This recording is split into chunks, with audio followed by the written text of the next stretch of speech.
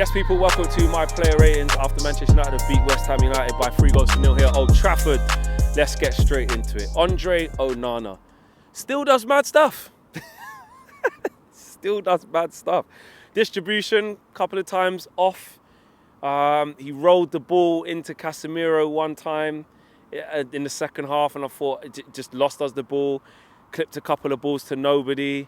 Some basic easy saves to make, but overall, I just don't know what he's given us, if I'm being honest. And that's the frustrating thing. I don't know what he's given us. I don't know how he makes us better. And I know there's revisionism, and you can say this about De Gea and stuff like that, but I just don't see like the trade-off being a high enough trade-off from distribution to saves versus David Gea not being great at distribution. Yes, I don't know, man. I just don't see it. I just don't see it. Having said that, anyway, I'll give him a 6. What did he punch Marcus Rashford in the head by accident, but he did get the ball. I'll give him a 6. Right back, Diogo Dalot, I thought was really good. I'm going to give him a 7, man. I thought he was strong in the tackle. That goal-saving block that he did when Maguire gave away the ball. No, sorry. Maguire didn't know where Bowen was, and Bowen was clean through. And you're probably not banking on Onana saving it with Bowen clean through.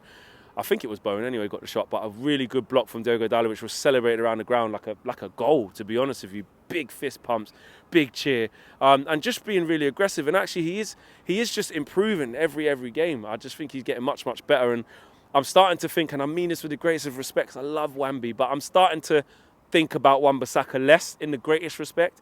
You know, whenever Wan-Bissaka plays or whenever Dalot plays, you're sort of saying, maybe Wan-Bissaka's better for this game, or maybe Dalot's better for that game. But now Dalot's getting more consistent. He's getting stronger. He's getting fitter. He's getting more powerful. He's getting better in the tackle. And going forward, he offers more as well. So that disparity between the two is starting to increase. I'm going to go over 7. Centre-back, Harry Maguire. He had 2 big mistakes. Like I said, one when he let the ball go past him when Emerson was through, and the other one when Jarrod Bowen was through. Other than that, he was actually really good. Or good, should I say. You know, stepping in, making sure people didn't turn him and take him, for an idiot. But again, a couple of mistakes, just a few wobbles there. So I'll probably give him a 6. Martinez, man, he was playing so well. I'm going to give him a solid 7. Could have been an 8, really, but I'm going to go over 7. I just hope it's not as bad as it looks, because it looked like his knee went, and that wasn't good. And those are months, man. Those are months. And what we're in February now. You know what I mean? There's only a few months left to the end of the season, and it's just you just can't catch a break. And when you hear what Erik ten Hag had to say, that wasn't good as well. But I'll give him a 7. I'm just praying and fingers crossed that it's not as bad as we think. But he's clearly going to be injured for a little while. It's just going to be how long for. Luke Shaw, I think he was solid. Not easy going against Kudus, and I think Kudus was on the left as well in the first half. In the second half, it was a bit different as well. I mean, he found himself up against Luke Shaw quite a few times as well. And Luke Shaw was just solid. You know, it wasn't really one, but I think with the shape that West Ham were playing, Luke Shaw couldn't get as forward as much with West Ham having the back 5. It wasn't like it was against Wolves, when he went on the overlap, getting the ball off Rashford quite a few times. He did that less so, but he was solid in the tackle, and I thought he was actually really good. I'll probably give him a 7 as well. Really, really solid from him.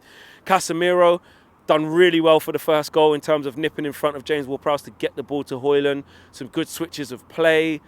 A mixed bag for Casemiro. Some other moments where people skipped past him, or he went diving in a little bit, or give the ball away.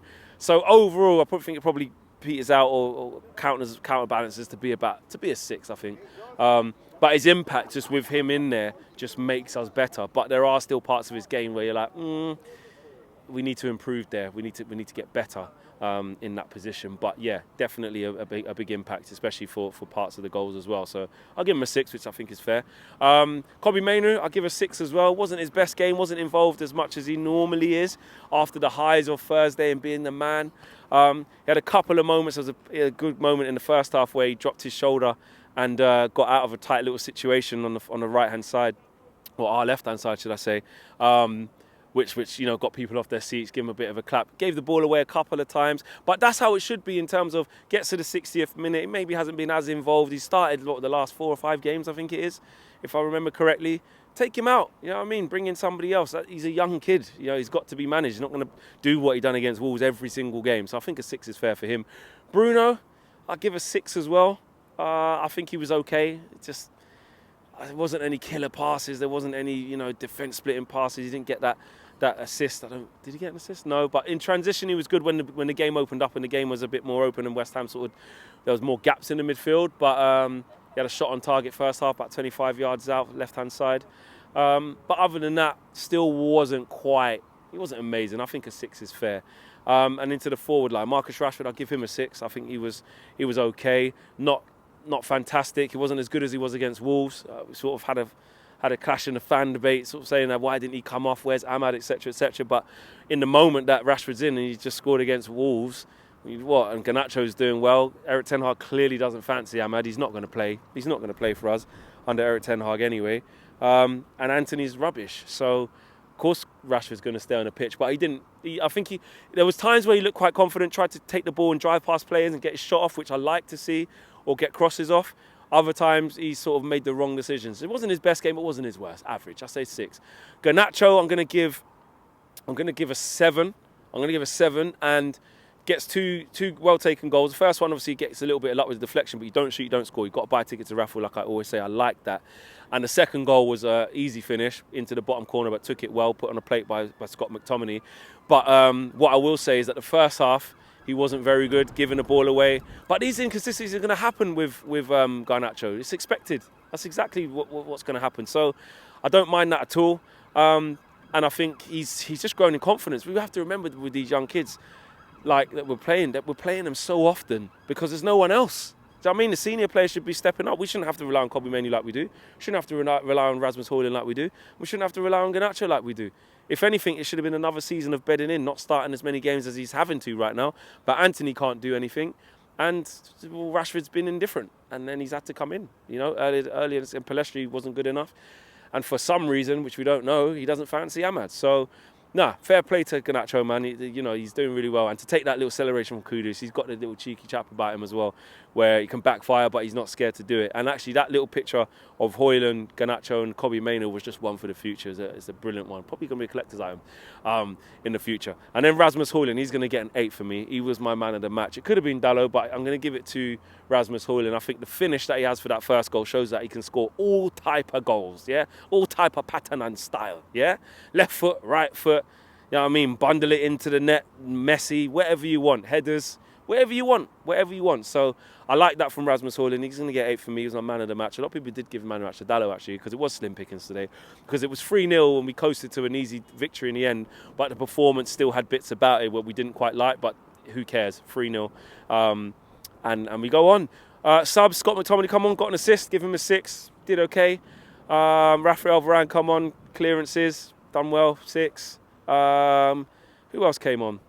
Am I missing anyone else? I think that's it. Don't think anyone else came on. McTominay, Varane. Oh, Lindelof came on as well. And, NA/6. There you go. Erik ten Hag, I'll give him a 7. Clean sheet, 3 goals.